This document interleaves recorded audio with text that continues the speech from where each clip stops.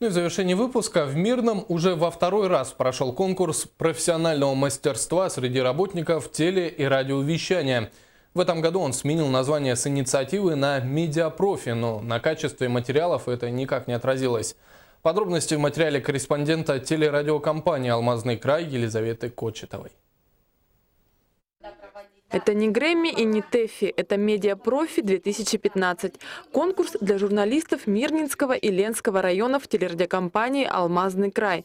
Кристальная награда как результат активной творческой деятельности в уходящем году. Работа жюри шла очень интересно. Я наблюдал со стороны и очень сильно переживал за всех, кто подал свои работы. Члены жюри отметили высокий уровень профессионального мастерства всех участников. За лучшие работы операторы, звукорежиссеры, монтажеры, работники радиоэфира получили заветные статуэтки с гравюрой «Медиапрофи».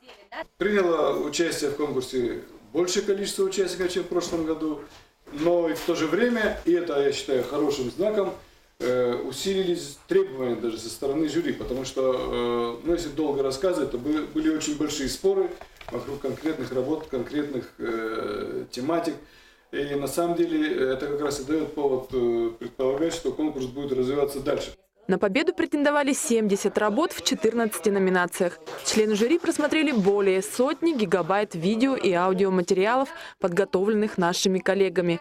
Работы эти не готовятся специально к конкурсу, а выбираются из потока ежедневных материалов. По словам руководителей компании, каждая передача и сюжет должны быть как конкурсные.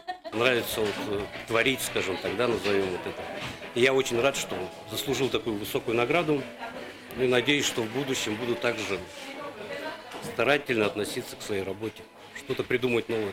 Этот конкурс как стимул творить больше и лучше, придумывать новое, изучать неизведанное и делиться своими находками с телезрителями 24 часа в сутки.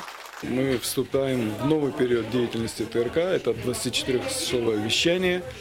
Это пока что неизвестная для нас деятельность, но я уверен, что телерадиокомпания справится с увеличившимися объемами вещания. В этом году нашу телерадиокомпанию ждет новый сложный период. 28 декабря началось круглосуточное вещание. Это добавит сложности в работе, но и откроет новые возможности для нашего дружного творческого коллектива.